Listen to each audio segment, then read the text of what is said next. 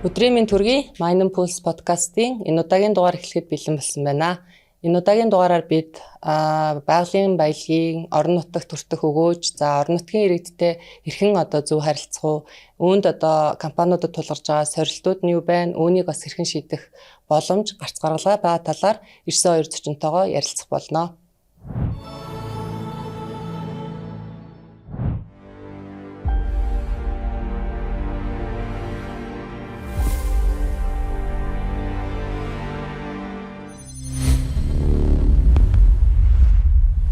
За урилга хүлээж авч хүрэлцэж ирсэнд баярлалаа. Тэгээд өнөөдөр бид гурийн ярилцах дугаар сэдэв болвол удирдлагын салбарт тулгамдж байгаа сорилтуудын нэгттэй орон нутгийн харилцааны асуудал байдаг. Тэгэхээр энэ тал дээр бас нэлээд туршлагатай манай оюутлага компани төлөөлөл байна. Мөн хаалттай төслийн удирдлага хүрэлцэж ирсэн байна. Тэгэхээр оюутлага компанийн хувьд бол багагүй хугацаанд яг энэ орон нутгийн харилцаан дээр туршлагыг хуримтлуулж чадсан. Тэгэхээр анханаас үүсчихсэн сорилтууд нь юу байв?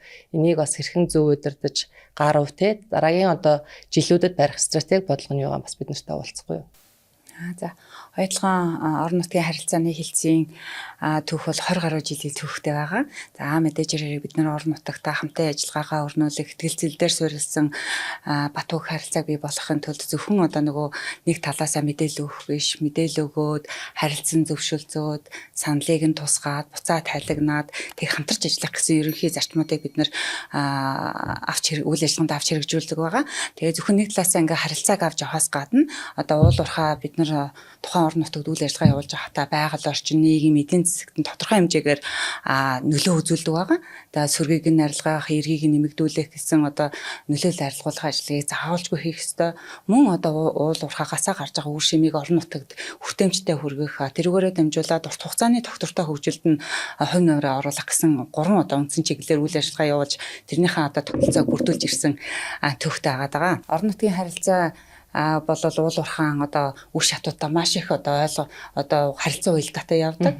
Тэгээд хайгуулын шатандаас харилцааны мөн чанарууд, зарчмууд арай өөр явна. Эд барилгын шатандаас их өөр явна. Олборлолтын шатандаас өөр явна. Хаалтын шатандаас өөр явна тий. Тэгэхээр энэ болгоны бүх тогтолцоог бол оюутлага компаниудаа хэрэгжүүл нэвтрүүлсэн байна.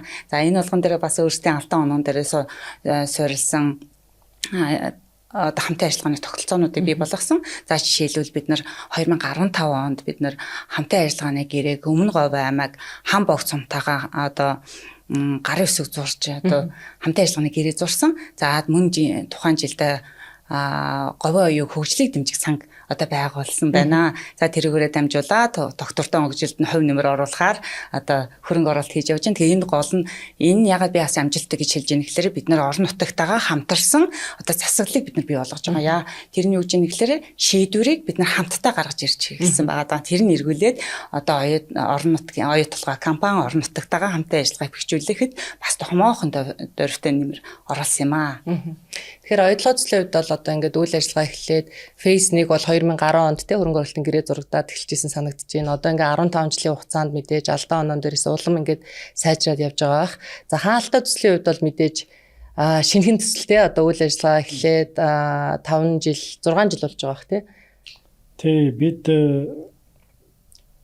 анх ер нь бол хаалттай төсөл маань 2018 онд ер нь бол ордуулахын тодорхой болоод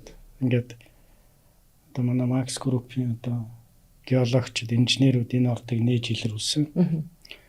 Ер нь өөрөө төсөл маань их онцлогтой л доо. Монголын баруун бүсэд байршдаг. За хоёрдугаарт ер нь бол Монголын геологи хагуулын судалгааг бол баруун бүсэд бас тодорхой хэмжээнд нэлээд сул хөгжсөн байдаг. Тэгэхээр энд бол яагаад гэвэл техникийн нөхцөл бас хүндрэлтэй, тодорхой хэмжээнд бас инженерүүд маань хурж ажиллахад төвөгшөлтэй байдаг учраас тодорхой хэмжээнд судалгаа бол ер нь зүүн Монгол бол өмнөд хойд Монголуудыг бодвол тодорхой хэмжээнд бас арай сул хийгдсэн байдаг. Тэгээ энэ ч утгаараа хаалттай төслийн маань лиценз 2018 онд анх ер нь орд болохын тодорхой болоод бид ашиглалтынхаа лицензийг авах ажлаа эхлүүлж ийж. За ингээд 2020 оноос ахуулаад яг төслийн баг цуглацаагаад өнөөдөр бас Эрдэнэт бай захиралтай бас энэ подкасттай бас ураад ингээд оролцуулсанд бас талархаж байгаа. Тэгэхээр бид хоёр бас ингээд бид хоёрын түүх бас ерөнхийдөө бас хамт эхэлж ийсэн. Тэгээ энэ анхны төслийн анхны цөөхөн хэдэн хүний нэг бол бас та бол бас өөрөө байсан. Тэгээ яалтчгүй одоо энэ байгаль орчинтой холбоотой ESG системтэй холбоотойгоор за мөн дээрээс нь орон нутгтай холбоотойгоор одоо анхны одоо яг энийг бас төвчээлээд барууны стандартыг Монголын үндэсний компани яаж зөв хурдан маневртайгаар хэрэгжүүлж болох вэ гэдгийг бас юм жишг төсөл болсон гэж би боддог. За бид 2021 онд одоо яг ковидын хүндрэлтэй цаг үед бол энэ төслийг яг эхлүүлж ийлээ. Тэгээд маш их олон чаленжийг одоо туулсан. Үнэхээр одоо бас л их л том зоригоор эхэлсэн. Одоо магадгүй одоо томоохон хэмжээний хөрөнгө оруулалтын энэ төслийг бол ийм цаг хугацаанд бол эхлүүлэхгүй байна. Тэгэхээр энэ том төслийн арталд том ихтгэл найдвар одоо залуучуудын маш их том ийм урам зоригоор энэ төсөл болцсон л доо. 21 оны одоо би бүр айгүй сайн санаж байна. 21 оны 1 сарын одоо 21-ний өдөр одоо анх бид нар одоо талбай дээр өвөл цасан дунд явсаар байгаа. Бараг 24 цаг одоо явсаар байгаа. Ингээд талбай дээр очиж ийж. Өмнөх өдөр нь үүрээр бараг 5-6 цаг гээл хатас машинаар гарсан. Тэгээ тэр үуч нөгөө аймаг хооронд нэвтэргээд бас их хүндрэлтэй цаг хугацаа байлаа ковидын үед. Нөгөө онцгой хөдөлгөөний штабаас зөвшөөрөл авна.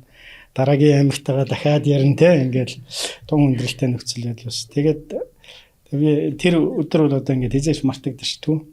Тэгээд цасан шуурхтаа 24 цаг яваад ингээд талбай дээр очиод манай геолог хайгуулын ангийн кемпэс. Тэгээд талбай дээр очиод 3-4 хүн цаг унтаад өглөөний 7-8 цагийн үед босч ирэхэд те өмнө нь одоо юм алтан сүрлэг уулс тэг гоё нар гарчихсан те тэнгэр онгооц ингээд маш гоё одоо биднийг бас хүлээж авчихсан. За ингээл ажил маань эхэлж исэн да. Тэгээд ер нь үндэсний компани Монгол инженерүүд энэ төслийг хийж болдгийм байх гэдгийн том жишээ улаан алтай төсөл болсон. Өнөөдрийн байдлаар алтны баруун Монголын одоо бүсэд бид нэр нэлээд томоохон хэмжээний ордыг бас нээж илрүүлсэн. Энийгээ ч одоо цааш нь хөгжүүлээд эдийн засгийн эргэлтэнд зөв оруулж улс их орныхоо эдийн засаг за тэгээд ялангуяа өнөөдөр ярих сэдэв болж байгаа ард иргэдийнхээ амьдралд бас тодорхой хэмжээнд нэмэр болох үүднээс ингээ энэ том төсөл маань явж байгаа. Нийт төсөл явсан цаг хугацаа бол яг хүмүүс бас их гайхдаг. Яг хүндрэлтэй 21 онд яг албан ёсны төслийн бүтээн байгуулалт бол нэг 5 сараас эхэлсэн 21 оны. Тэгээ бид 22 оны 9 сард нь үйлдвэрээ комисшн хийгээд дуусгаад ингээд жил 2-3 сарын хугацаанд тэгээ шинжээчийн багийн 10 сард нь томилуулаад ингээд зөвшөөрөл аваад ажиллаа эхлүүлж ийж. Тэгээ одоо ингээ 23 оны 1 сараас ахуулаад яг үйлдвэр маань хэвэн жигд ажиллаад өнөөдөр ингээд одоо 3 дахь жил маань ингээд ардаа үлдэх гээд явж байна. Тэгээ би бас дашрамд дурдхад бас энэ төслийг бас бүтээлцэхэд их хөв нэмрээ оруулсан. За мөн дээрээс нь орон нутгийн харилцаа, манай Говьлтай аймгийн төлөөлөл, удирдлагууд үе үеийн маш олон сайхан залуучуудын дэмжлэгтэйгээр энэ төсөл бол асар богино хугацаанд боссон. Тэр ч утгаараа Монголын эдийн засгт бас маш хурдтайгаар одоо хүнд үед бид одоо улсаа бодъё гэдэг үүднээс өдөр шөнө үзүүлдэгсэн. Тэгээд одоогийн байдлаар 1200 гаруй хүнтэй том айл болчихсон. Сайхан том төсөл болжээ. За 4 хүнтэй багт нь 3 хүнтэй багт нь 4-р нь олж орж исэн санаж байна. Тэгээ одоо ингээд эргээд нөө ажиллаж исэн төслөө яг одоо нөө бусад төслүүдээс маань илүү яг нөө бэби шиг ингээд нөгөө дотроо ингэж бодож явдаг. Бүр ингээд технээс нь эхэлсэн болохоор тэгээд амжилттай явж байгаа сонсоход их сайхан байдаг. Оюутлага төслийн үед чинь дахиад ярих юм бол би бас яг 10 онд хөрөнгө оруулалтын гэрээ зурагтад бас ажилд орох гээд оюутлага дээр явж байхдаа бол орон нутгийн харилцааны байгаль орчны хамтын мониторинг гэдэг энэ ажил дээр явж исэн чинь төөрөөд байгаль орчны хэлтсийн дарга нь аваад ингээд өөрчлөлтөөр яваад өгсөн. Тэгэхээр яг энэ ажлыг бас оюутлага төслөөс энэ хамтын оролцоотой мониторинг гэдэг ажлыг 10 онд эхлүүлчихсэн. Тэгэхээр мэдээж байгаль орчны асуудал бол орон нутгийн иргэдийн хамгийн гол одоо анхаарал хандуулдаг. Энэ дээр бас нэлээд олон шаардлагуудыг тавьдаг. Тэгээ яг үнэхээр энэ одоо компани ажиллаа хийгээд байгаа мó гүү мүү гэдгийг бас ингээд өөрсдөө мэдэх тэр боломжийг нь олгосон төсөл гэж боддог. Тэгээ энэ төслийг ч гэсэн одоо ингээд ажиллаж исэн оюутлагаас гарсан одоо мэрэгчлэнүүд маань дараагийн төслөөр ингээд авч яваад одоо хаалтаа дээрсэн бид ингээд эхлүүлээ явж исэн. Тэгэхээр яг энэ хамтын оролцоотой мониторингийн хөтөлбөрийг хэрэгжүүлснээр гарсан үр дүн нь бас юу вэ те? Иргэд бас яг энэ дээр оролцоогоо хангаж чадсанараа ямар акцийг бас одоо үйл ажиллагаанд авчирсан гэж таарч байна. За давчантай хэлэхэд одоо ихтгэлцлийг одоо бэхжүүлэхэд маш их том төлөв үзүүлсэн байна. Тэгээ түрүүний би хэлээд байсан тухайн төсөл одоо ямар үе шаттай байхаас шалтгаалаад харилцаа янз янз яадаг гэж хэллээ тий. Одоо хайгуул би бас нөгөө дашрамт хэлэхэд миний нөгөө уул уурхайн салбарын орон нутгийн харилцааны анхны ажил бол яг говьалтаагаас эхэлжсэн. Rio Tinto Mongolia одоо өөрсдийн одоо хайгуул одоо төслүүдээ одоо говьалтан хөрөнгө гол нүрснүр. Тийм нүрсэн дээр эхэлжсэн. Тэгээд тэднийхээ Rio Tinto Mongolia хайгуулын компани маань Troy Resource Mongolia алт гэдэг геологчдтай их ойрхон ажиллаж байсан. Тэгэхээр би бас геологчдын амьдралыг сайн мэднэ. Тэгээд бас ингээ холбогдож байгаа гэсэн сонин сайхан байлаа. За тэгээд миний анхны ажил бол яг говьалтад одоо хөрөнгө голын төсөл дээр эхэлж ирсэн. За тэгээд удахгүй би яг энэ хоёудлогоо шилжээд ажиллаж эхэлсэн. Тэгээд яг 2006-аас яг 2009 оны хооронд бол бид Rio Tinto Mongolia бол Rio Tinto оюутлоготой нэлээх хөрхэн ажиллаж эхэлж байсан. Орон нутгийн харилцааны ер нь бол уул уурхайн салбар дахь орон нутгийн харилцаа ямар стандарттай байх ёстой юм, одоогийн нөхцөл байдал нь ямар юм гэдэг одоо танилцуулгаатай хийж эхэлж байсан юм л да. За тэгээд ер нь 2008, 9, 10 оны үед болол ер нь орон нутгийн иргэдтэй бас мэдээлэл солилцох ажлуудыг маш их хийдэг. Тэрний нэг хэсэг нь яалтчгүй орон нут ус байгаль орчны асуудал байдаг. Яагаад гэвэл манай малчдын чинь гол одоо нэг амжиргааны их ус үрчин мал бэлчээр ус одоо малчин өөр ийм дөрвөн үндсэн одоо чухал хүчин зүйл маань тэнцвэртэй байж малчин хүний амжиргаан одоо доктортой авч явж яадаг. Тэгэхээр байгаль орчин дээр нь уул уурхай хурж очиод тэгээд нөгөө хайгуулынхын чинь бид нэр өрөмдлөг хийдэг тийм өрөмдлөг хийгээд одоо нөгөө сайхан малынхын бэлчээрийг нь сүйдгээд за тэгээ уудаг уснаас нь бас хуваалцаад ирэхээр мэдээж ирэх малчид маань нэлээх одоо тийм анхаарлаа хандуулсан одоо өөрсдийнхөө санаа зовж байгааг илэрхийлдэг. Тэгээд тэрэн дээр нь одоо бид нар мэдээлэл өгдөг. Уул уурхайн компани одоо геологийн компаниуд ч одоо бид нар ийм хэмжээний ус авч जैन бид нар ингэж одоо хяналт хийж जैन усны чинь төвшин ийм байгаа манайх ийм байгаа гэд бид нар мэдээллүүдээ байнга өгдөг байлаа. Тэгээд тэгэхэд бол ер нь орон нутгийн иргэд ерөөсөө одоо итгэхгүй байхгүй юу. Тэгээд бидний зарим нэгэн уулзалт бол шөнийн 2-3 цаг хүртэл үргэлжлэв. Өглөө 10 цагаас ахвалаа шөнийн 3 нэлээд халуун ярьсан. Нэг л ойлгож байгаа. Тэгээд сүүлдээ бид хэд яасан бэ гэхээр за ер нь бол хаана ямар одоо тийм цэгийн худаг байна. Ямар малчттай ийм гомдол гарч ийн. За тэрэн дээрээс үндэслээд орон нутгийн ялангуяа малчтын оролцоотой байгаль орчин усны мониторингийн ажлыг эхлүүлье гэдэг одоо хамтраад манай байгаль орчны хилцэн манай орон нутгийн харилцааны хилцэн хамтдаа яг тэр одоо ажлыг 2010 онд зохион байгуулад эхлээд бол 10 одоо малчинтай эхэлсэн. Одоо явандаа тэр нь бүр нэмэгцээр хагаад өөрийн бие даасан мөнх ногоон галав гэдэг төрөн бас байгуулав. За тэгээ нийтдээ 100-аад одоо малчин одоо мониторинг хийж зөвхөн усных биш ус бэлчээр ус хөрс агаар зэрлэг амтан гэдэг ийм одоо дөрвөн чиглэлээр мониторинг өөрсдөө биед байгаа гэж байна. Тэгэхээр харьцуулж байгаа байхгүй. Нэгдүгээр одоо мэдлэг мэдээлэлнээс дэшилж байна. Хоёрдугаар гэх юм бол ихтгэлцэл харилцаа бас дараагийн түвшинд очиж байгаа. Тэгэхээр энэ орон нутгийн иргэдийг одоо тэдний санаа зовж байгаа асуудалд оролцуулах нь эргүүлээд биднэрт аль алинд нь үр ашигтай. Үйл ажиллагаа доктортой үргэлжлүүлэхэд те маш том төлөв үзүүлдэг. Тэгэхээр яа харахгүй одоо оюутлогоо төсөл одоо Centera Gold, Rio Tinto гэдэг энэ том төслүүдийн одоо гадны экспертүүдээс бид нар маш их зүйлийг сурч авч ирсэн. За тэгээд яг хаалттай төслийн хувьд бол дандаа монгол залуучууд тийм энэ тентхийн одоо Монголын уул уурхайн салбарт ажиллаж байгаа залуучууд анх цуглараад бас соёл таарахгүй, соёлын ялгаатай байдлаас гарч ирсэн.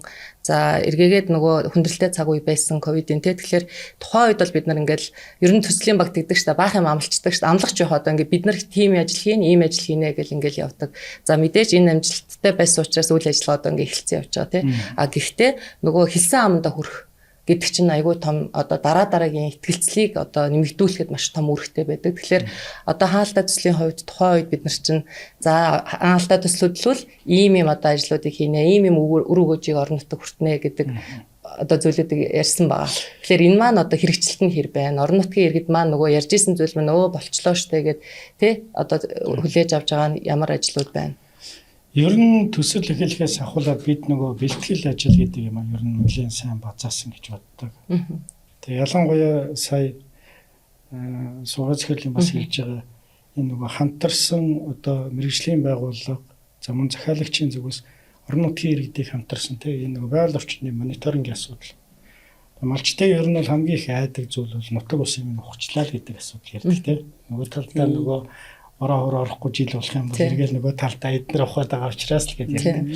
Гэтэл энэ маань бас өөрөө их цаанаа бас онцлог байдаг. Бидний хамгийн энэ төрөнд хэрэгжүүлсэн арга хэмжээ бол эхлээд орон нутгийнхаа буюу дан нөлөөллийн за тэгээд яг нөлөөллийн бүс айлуудтайгаа нэгдүгээр за бид ийм ажил хийх гээд байгаа. Одоо бидний ажилд хамтраад оролцооч тий. За тэр үднээсээ яг ялгаагүй одоо саяны тэр зэрлэг амтны нутагшуулга одоо нүүлгэн шилжүүлэх мөн дээрээс нь одоо тэр байгаль орчин хяналтын цоногудтай холбоотой усны асуудлуудаа байнга хяналттай хэмжих за тоосчлтын төвшин за хүнд металлын төвшин гэдэг ингээд олон ийм зүйлсүүд дээр хамтраад ажиллаад ирэхээр энэ улсууд маань айгүй зөв мэдээлэлтэй болж байгаа. Тэр зөв мэдээлэл гэдэг зүйл нөгөө талдаа итгэл гэдэг зүйлийг бий болгож байгаа. Энэ улсууд чинь яриад байгаа зүйл нь үний юм байна. Хийгээд байсан зүйл. За нэг дахь асуудал энэ байна. За хоёр дахь асуудал бол бид анхнаасаа энэ баруун бүсэд тодорхой хэмжээний жишг уулуурхаа болно гэдгээл уулуурхан компани болно гэдэг том зорилтыг амбицыг тавьсан. Тэр ч үднээс одоо энэ хариуцлагатай уулуурхан кодекстэй холбоотойгоор за ESG-тэй холбоотойгоор энэ системүүдийг бас зөв их нутагшуулсан гэж би боддог. Манай удирдлагын систем, за мөн дээрээс нь манай удирдлагын багийнхан манай хамт олон. Энэний үр дүн эцсийн дүнд юу гэж гарсан бэ гэхээр өнөөдөр яг орон нутгийн иргэд ялангуяа орон нутгийн төрийн байгууллагууд ерөөсөө нэг л юм хүсэж байгаа. Тэгш хүртээмжтэй байдал гэдэг асуудал тийм. Яг үнэ.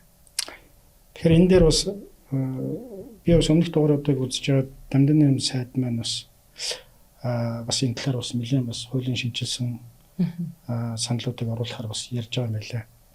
Тэгээ би бол дэмжиж байгаа. Ер нь бол энэ байгалийн сэргээгдэшгүй баялаг гэдэг зүйлийг одоо мэдээж уулуурхан компани бол ашигын байгууллага. Гэхдээ нөгөө талд асар том эрсдэл байдаг. Том хөрөнгө оруулалт явж байгаа. Том эрсдэл байна. За хамгийн том асуудал бол эндээс одоо нэгэсэндээ бодлогын төвшөнд яг энэ зарим асуудлуудыг шудраг тэгш хүртээмжтэй болгомоор байна. Өнөөдрийн байдлаар зүгээр яг шууд нөлөөллийн хувьд бол Бовлтай аймгаас бид нар чинь 500 гаруй ажлын байр бий болгочихсон. За баруун бүсээс 700 орчим хүнтэй. За ингээд шууд нөлөөллийн хувьд бол тэр хүмүүсийн ажлын амьдрал ах уу те ингээд нөлөө явж байгаа. Нөгөө талдаа орон нутгийн саплайерууд буюу ханган нийлүүлэгч одоо ард иргэдэг хөгжүүлэх тэднийг яаж бизнесийг амжилттай болгох вэ? Жижиг дунд үйлдвэрлэлийн хэрхэн дэмжих вэ? 5 жилийн дараа 10 жилийн дараа энэ хүмүүсийг ямар болгоцсон байх вэ? Тэгээ нөө бодлогын асуудал ярьж байгаа тийм. 1000 км-ийн цаанаас юмаа зөөгöd ах уу? 100 км-ийн цаанаас орон нутгаас авалтаа авалтаа хийх үү? Аль талдаа ашигтай вэ? Тэгэхээр бүс нутгийн нөлөөллийн хувьд бол бид нар эдийн засгийн хувьд бол томоохон хэмжээний нөлөөллүүдийг үзүүлж явж байгаа. За мөн дээрэс нь бид ер нь орон нутгатаа хамтарч нийгмийн хариуцлагын гэрээний хүрээндчдэр за мөн дээрэс нь хамтарсан орон нутгийн хөгжлийн хөтөлбөрөөр жил болгон батлан явдаг. Төсөв төлөөлөл удирдах зөвлөлөөр. За энэ дээр бол 5 тулгуурт одоо хөтөлбөрийг ер нь бол хэрэгжүүлж ажилладаг манайх. За энэ соёлын үеийг хамгаалах. За дээрээс нь жижиг дунд үйлдвэрлэлийг дэмжих, эрүүл мэнд боловсролыг за дэд үтцийг сайжруулах гэдэг. За энэ хөтөлбөрүүдийн хэмжээнд өнөөдөр хаалттай ресурс компанийн хувьд бол одоо орон нутгатайгаа маш юм таатай харилцаатай ажилладаг. Яг гэхээр бид ганцхан компани саналаа гаргаад тэр төлөвлөгөө хийчихдэг. Орон нутгатайгаа хамтарсан ажлын хэсэг байгуулаад томоохон хэмжээний ажлуудыг хэдүүлээ хий. Тэр үднээсээ саналуудад нэгтгэхэд хоёр тал батлаад тэрнийхээ дагуу ажиллаа хийгээд гүйцэтгэлээ жилийн эцэст нэг сард нь талангийнхаа хурлыг хийгээд өгчдөг. Тэгэхээр нөгөө харьцангуй нээлттэй ил тодулчихж байгаа. Тэгээ бидний хийж байгаа зүйлийг ч гэсэндээ одоо говьлтай иргэд маань бол чөлөөтэй хэвлэл, нийтлэл одоо тэр телевиз радиогоор чөлөөтэй мэдээлэлүүд аваад энэ дээр нь тулгуурлаад говьлтын одоо удирдлагууд, сэдрийн хамгаалах газар бас ард түмэн түгээх зөв ойлгуулах гэдэг ажлуудыг зохион байгуулад харьцангуй бас бид бас их амжилттай явж байгаа. Зөв зөв. Орон нутгийн харилцааны асуудлыг нэлээд олон жил ингээл сорилт байна, хүндрэлтэй байна гэж яриад байдаг. Тэгэхээр нөө зөв менежмент хийх юм бол энэ нь бас ч тийм хэцүү зүйл биш юм аа гэдэг нь бол хаалттай төсөл дээрээс их харагдчихжээ. Тэгэхээр түрүүн бас суур хичээлдгээр нөгөө маш олон ажлууд хийсэн биз дээ. Та төлөвлөөд хэрэгжүүлээд одоо дараагийн ингээд төлөвлөлтийнхаа шатн дээр явж байна. Тэгэхээр мэдээж ханган нийлүүлэлтийн бодлогыг зөв тодорхойлсноор бас орон нутгийн харилцааг сайжруулах боломжтой байна гэж бид бүхэн бас харсан. Тийм учраас бас өнгөрсөн өнгөрсөн жил уулуурхаан 7 хоногийг бид нар экспо арга хэмжээ болгож үргэлжлүүлсэн байгаа. Энэ дээр илүү саяны Батбүрэг зөрчлийн хэлдгээр бүс нутгийн болон орон нутгийн жижиг дунд бизнес эрхлэгчдийг дэмжих энэ зорилгын хүрээндээс ингээ хийгээ явж байгаа. Тэгэхээр энэ ажлынхаа хүрээндээс оюутлогоо төсөл өнгөрсөн хугацаанд одоо ханган нийлүүлэгчдээ хэрхэн бойжуулж хөгжүүлв те. Энэ нь бас нутаг орныхоо эдийн засгт ямар үр өгөөжийг бий болгов. За ерөөсөө уулуурхаан компани одоо уулуурхаан компани одоо оюутлогоо компани бүс нутгийн одоо эдийн засгт бол томоохон тоглогч. Тэгээд энийг яагаад хэлж байна гэхээр одоо дэлхийн нийтээр одоо тогтворгүй байдал байна. Тэгээд цаг уурын өөрчлөлтүүд юу болж байна? Тодорхойгүй байдлууд их болж байна. Тэгээд эрхийн цагта тогтвортой байдлыг яаж хангах вэ гэхээр уулуурхаан компани, оюутлогын компанийн хувьд бол одоо орон нутгаас түрүүний хэлдэг те орон нутгаас ханган нийлүүлэгчтэйгээ бэлдэх найдвартай нөгөө одоо ханган нийлүүлэлтийн шүлжээг бий болгох нь их чухал байдаг. Тэрүүгээрээ дамжуулаад одоо орон нутгийн ард иргэдийн амжиргааг сайжруулах, бизнесийг сайжруулах одоо экосистемийг бүрдүүлж байгаа гэсэн үг байна. Тэгээд оюутлогын компани чинь томоохон хэрэглэгч. Энэ чинь зөвхөн одоо хүнс гэлтгүй олон төрлийн бараа бүтээгдэхүүн үйлчилгээнүүдийг олон улсаас, Монгол улсаасаа орон нутгаас авч байгаа. За тэрийг хамгийн чухал тогтвортой байх үднээс бол орон нутгийнхаа ханган нийлүүлэлт бизнесийг дэмжих одоо бодлогыг бид нар 2010 оноос хойш хэрэгжүүлж эхэлж байгаа. За тэгээ 2017 оноос хойш бол бид нар одоо хамтарсан ажлын хэсэг төрний яг л хэлдэг. Ерөөсө бүх юм бол хамтардвал бид нар бүхнийг хийж чадна гэдэг шиг ерөөсө орон нутгийн харилцааны амжилт бол хамтын ажиллагаанаас л эхэлнэ. Тэгэхээр одоо хамтарсан ажлын хэсэг бид нар бас байгуулад одоо тухайн жилдээ тухайн 3 жилдээ одоо бид нар ямар ажлуудаа хийх юм, ямар бүтээгдэхүүнүүдийг орон нутгаас авах юм, ямар үйлчлэгээ бид нар орон нутгаас авах юм. Тэр бүтээгдэхүүнд нь Өмнөговь аймгийн одоо Даран Задгад байх юм, Хан бүгдэд байх юм уу, Баян овоод байх юм уу, Манлаад байх юм уу тий стратегийн байршлуудын бид нараас хамтран ярилцаж төлөвлөгөө гаргаж иргэд өгнөдөг тийм тэгээд одоо орон нутгийн ханган нийлүүлэлтийн ажлын хэсгийг бид нар одоо жилдээ бол 2 удаа одоо зохион байгуулж байна. Болж игэл одоо улирал болгондоо зохион байгуулахыг одоо хичээж ажилладаг. За одоогийн байдлаар бол 14 төрлийн бараа бүтээгдэхүүн үйлчилгээг орон нутгаас авж байна. Тэгээд түрүүн одоо бид нар сүүлийн 2 жилийн хугацаанд бол хан богдын одоо хөгжлийг одоо хурцгах одоо стратегийн бодлого барьж явж байна. Тэр нь юу гэж байна гэхээр одоо оюутлогын орон хан богд одоо бид нар нэг гэр бүл тэгэхээр одоо ажилчдаа үе шаттайгаа урт хугацаанд хан богд руу одоо нүүлэхийн тулд хан богдыг одоо хөгжлийг дараагийн түвшин тавиач орон нутгийн удирдлагуудтайгаа хамтраад хотын одоо суурьуудыг бид нар тавья. Тэгснээрээ манай ажилчид болон одоо бусад одоо бизнесүүд хан богд руу Өмнөговь руу шилжих суурьуудыг нь бий болгох юм. Тэрүүгээрээ дамжуулаад бид нар бүс нутагт одоо доктортой эрэлт нийлүүлэлтийн суурьуудыг бий болгох юм аа гэдэг одоо зорилтыг тавиан ажиллаж байгаа гэсэн үг байна. Тэгээд орон нутгийн иргэд бизнес маань одоо үйл ажиллагааны доктортой болоод ирэхээр эргүүлээд одоо нэг өөрсдийнх нь мэдээж хэрэг одоо бизнес нь ахуйн амжиргааны доктортой болохоос гадна оюутлогын компанийн үйл ажиллагаа бас доктортой байх суурьуудыг нь хангаж идэг юм аа тийм. За тэгэхээр энд нэг юм харилцаад яваад байгаа нэг хүн биш тийм харилцааны ажлыг хийгээд яваад байгаа тийм. Тэгэхээр энэ хүмүүс за би өөрөө одоо оюутлогоодч тэр хаалтайдч тэр ингээд яг энэ харилцааны ажил дээр явж исэн хүн хэцүүг нь бол мэднэ. Тэгээд яг энэ дээр бол нөгөө манайхны уулуурхаан одоо нөгөө салбарын нэг соёл нь нөгөө дэмжигч баг гэж яваад байдаг шүү дээ. Орон нутгийн харилцаа, зөвшөөрлийн баг, за байгаль орчны баг гээл те дандаа саппортын тим гээл те нөгөө үндсэн юугаа болохоор олборлох үйлдвэрлэгээ тавьчихдаг. Тэгээд эргээд бид нар энэ одоо засаглалаа өөрчлөх ёстой байна гэж бол миний зүгээс ажиглагдчихсэн. Тэгээ хаалттай дээр бол энийг өөрчлөх гэж үтсэн. Яг адилхан нөгөө эрх мэдэлтэй байх. Тэр нь одоо доктортой өөрчлөлийн газар гэж бид нар байгуулад тэр газар дээр одоо яг санийн багуудаа нэгтгээд мэдээж одоо бол эхлээд бүх одоо хуулийн өрөөнд зөвшөөрөл авсан байх хэрэгтэй тийм үү. Дараа нь орон нутгатаа уучраа болсон байж ш нөгөө төсөл маань амжилттай бүтээн байгуулалтаа игээд олборлолт нь доктортой явах гэдэг шүү дээ. Гэтэл бид нар нөгөө урдчлаад олборлолтоо дандаа урд нь түрүү тавьдсан байхгүй. Тэгэл араас нь бид нар дэмжиж явж идэг нэг юм саппортын тим гэдэг юм яваадсан. Бидний хувьд бол хаалттай дээр за засаглалын үед энэ яг одоо нөгөө прожект захиралтайгаа адилхан төслийн захирал одоо уулын захиралтайгаа адилхан одоо статустай байж иж яг нөгөө орон нутгийн иргэд тухайн моментд юм хүсээд идэг. Нөгөө орон нутгийн харилцааны нэг очихоор яг шийдвэрийг тэнд хүлээж идэг. Яагаад гэхээр нөгөө хамаг малаа зохицуулчаад яг нэг цаг гаргаад ирсэн хурал дээрээ шийдвэр хүлээгээд идэг. Гэтэл бид нар энэ дээр шийдвэр гаргаж чадахгүй байна. Удирдлагаасаа асууя гэдэг ч юм уу. Ингээд тэгэхээр нөгөө харилцаан дээр маш их хүндрэлүүд бий болоод идэг гэсэн л да. Тэгэхээр одоо яг энэ харилцааны ажлыг хийж байгаа хүн дээр бид нөр анхаарал хандуулаагүй юм бэл. Орон нутгийн харилцаа асуудалтай гэдэг мөртлөнгөө бид нар дандаа одоо урд нь бол одоо бид нар өөр мэргэжлийн хүмүүс энэ ажлыг одоо суралцаж хийсэн бохгүй тий яг тэгж бэлтгэгдээг одоо инженерүүд л хийсэн байгаль орчныхан бол илүү их явдаг л яг энэ харилцааны ажил дээр. Тэгэхээр цаашдаа яг энэ харилцааны ажлыг хийхэд одоо боловсон хүчин бэлтгэх ёстой гэж та хэд бодож байна уу? Тэ энийг одоо ямар мэрэгжлийн хүн одоо ямар суурьтай одоо ямар боловсон хүчнийг бид нар бэлтгэх ёстой юм бэ? Тэ ялангуяа энэ ч одоо нөгөө байнгын одоо харилцааны үйл явц өрнөхөөд шүү дээ төслийг хаах хүртэлх тэ. Тэгэхээр энэ дээр бид нар ер нь боловсон хүчин дээр ерөөсөө анхаарал хандуулж бэлдэх асуудал ярихдаггүй. Та хоёрын байр суурьас энэ дээр ямар байна? Өөстөө яг нуучлаа би тэгээд яг л энэ ерөөсөө миний одоо юу гэдээ миний ч гэлтгүй ер нь бол энэ уул уурхайн салбарын орон нутгийн харилцаа гэдэг бол маш их чухал сэдв байгаад байгаа. Тэгэхээр энэ орон нутгийн харилцааны ажил бол тусгай мэрэгжлийн бие даасан салбар. Энийг ер нь бол орон нутгийн харилцааг бол одоо харилцаа сайн хийж чаддаг тийм одоо найрсаг сайхан хүн л одоо хийдэг гэж ойлгоод байгаа. Гэтэл энэ чинь үгүй юм аа. Энэ бол ерөөсөө одоо хүн наад згсэн харилцаа, орон нутгийн харилцаа гэдэг чинь өөрийн гэсэн одоо урт техникийн ур чадвар шаардсан одоо мэрэгжил. Тэгээд тэрийг бид нар суралцах ёстой. Энэ чиглэлийн хүмүүсийг мэрэгжилтэн бид нэр үе шаттайгаар бүр зоригтойгоор бодлоготойгоор бид нэр бий болох ёстой, бэлдэх ёстой. Тийм ч учраас оюутлогын компани бид одоо Queensland их сургуультай 12 сарын хугацаатай богинохомч гэсэн 12 сарын хугацаатай уул уурхайн компани орон нутгийн харилцаа гэж юу юм бэ? Энэ техникийн ямар ур чадварууд хэрэгцээтэй юм бэ? Бид юуг ойлгосон байх ёстой вэ? Уул уурхайн салбарын байгаль орчин нийгэм засаглалын гүйцэтгэлийг бид нэр хэрхэн сайжруулахад хувь нэмрээ оруулдаг вэ гэдгийг одоо түгэнд хэлгэрүүлж байна. Тэр ойлголтыг наад зах нь мэрэгчлэнүүдэд бэлтгэхээс гадна энэ ойлголтыг нийтэд сайн хүртээмжтэй хүргэх цаг нь болсон байна. Тэгээ энэ дээр бас их хамтарч ажиллаж байгаа Эрдэнэ Туяа захиралтай маш их баярлж байна. Бид нарын салбарынхаа өөрчлөлтийг бид нар 100 жилийг тэмдэглэсэн. Дараагийн 100 жилийг тогтвортой байлгахын тулд яалтчгүй энэ салбарыг бид нар барьж авах хэрэгтэй байна.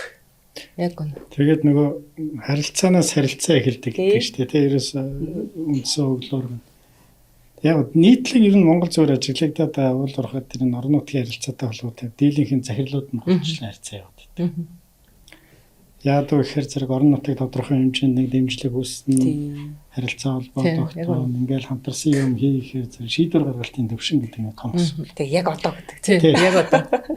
Тэгэхээр нөгөө талдаа эн чинь нөгөө аливаа асуудал нөгөө төлөвлөж ээж хоёр тал ярилцаа, за окей энэ дээр ингэж ярилцсан, энийг ингэж хийдгээд ингээд нөгөө эн чинь нөгөө хамтын ажиллагааны хилцээр шүү дээ, тийм нэг эсэн доо. Би одоо юу гэдгийг Бат гэж хүн Говьтай аймгийн нэг газар нутагт үйл ажиллагаа явуулах гэж байгаа бол тухайн газрынхаа иргэдтэйгээ ярилцаад, за орон нутаг удирдлагуудтайгаа ярилцаад, за ерөөсө толомынхаа дүрмийг тодорхой болгох нь чухал байхгүй тийм. За тэхийн тулд энэ их олон зүйл их хамарч байгаа юм л да. Ер нь бол би яг санал нэг байгаа. Яг энэ харилцаатай одоо уул уурхайн компаниуд бөгөөд энэ орон нутаг энэ чинь орон нутаг гэдгийг чи хартал нэг төрийн байгууллагууд байгаа байхгүй. Тэнгүүт энийг дагсан маш олон одоо сүлжил хуулиуд бий. Эрх зүйн харилцаанууд бий.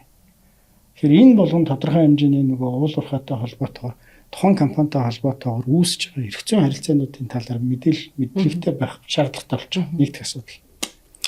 Хоёр дахь асуудал нь нөгөө хүндлэлээс хүндлэл үүснэ. Энэ нөгөө харилцааны бас том одоо чадамжийн асуудал тийм. Тэгэхээр нөгөө харилцаа ойлголцлын төвшин тэр харилцааг дулаан байлгах, хамтын ажиллагааг сайн чөлөөтэй ил тод байлгахын тулд энэ харилцааг авч явж байгаа одоо гүр болоод явж байгаа залуучууд бол хамгийн их чухал гол үр өгөөлттэй болж байгаа. Магадгүй зүгээр одоо үнэхээр одоо би бол Эрдэнэ Туяа захиралтай санал нэг байна. Тодорхой хэмжээний шийдвэр гаргалт мөгөөд энэ бүхний чинь ардтал нөгөө төсөв мөнгө барьж байгаа. Тэгээ бас мэдээж тэр нь чамгүй төсөв яригдана. Тэнгүүт яг нөгөө делегатив систем буюу одоо яг нөгөө засаглалын хувьд тийм энэ асуудлыг шийдээд явах хэмжээний өнөөдрийн байдлаар Монголын компаниудад шийдэгдсэн үгүй бол бас үгүй. Энэ бас их хүндрэлтэй. Магадгүй зарим тохиолдолд менежментийн багаас давсан шийдвэрүүд гардаг. Төлөвлөлөө өдөр төцөөлөл дээр яригдах асуудлууд бий. Тэгэхээр бид бас нэг байр суурьтайгаар ер нь энэ хамтын ажиллагаатай холбоотойгоор ер нь яг нэг ийм зүйл байгаа юм. Аливаа асуудлыг ярихаас өмнө эхлээд төлөвлөөд одоо нөгөө гол асуудал бид ерөөсөө нөгөө олон талт харилцааг бий болгохгүй хамтын ажиллагаагаа нэг шугамаараа явъя гэдэг үндэс нь орон нутгатайгаа бид нар бол ганцхан юм тохирсон. Иргэн одоо аль нэг багийн хүн байдгийн тийм малчин байдгийн. Энэ бүх хүмүүс очиод ингээд энэ компанитай харьцаад байхгүй нэг шугамаар харилцсан. Орон нутгаа төлөвлөөд засаг даргын тамгын газраас ажлын хэсэг нь ажлын хэсэг дээрээ саналуудаа говьтойхоо иргэдээс малчтаа санал аваад тэндээ нэгтгээд за нөхөр минь те Батбар үе 2025 онд манай ард иргэд ийм өсөж байна. За бодлогын төвшөнд бол энэ нь улуурхан компанитайгаа хамгийн газартайгаа гэрээг байгуулах төвшөнтэй ийм ажил хийнэ. Энэ дээрээ хоёр тал ажлын хэсэг яваад окей бид жилд нэг төсвөө одоо орон нутгийн хөгжлийн хөтөлбөртэй холбоотой төсвүүдэд бүгдийн сайхан батлаа явдаг. Эннийхээ дагуу бүх их мэдлэг жилд нь бол делегат хийгээд өгдөг. Энд бол бид оролцдоггүй. Тэ менежментийн баг. Жилд батлуулсан төсөв хоёр тал тохиролцсон. Ажлынхаа хуваарийг гарлаа, акшн листэ баталлаа. Тэгэл ерөөсө батлаа гэдэг. Тэгээ би энийг бол нэг талдаа шудраг гэж байна. Яг хаа саяны зүгээр яригдсан тэр нөгөө эрх мэдлийн делегашнтэй холбоотой асуудлууд дээр бол бид одоо бол яхахгүй бодох цаг болсон. Уламжлалт сэтгэхгүйгээр бид ч хандаа яваад байгаа шүү дээ.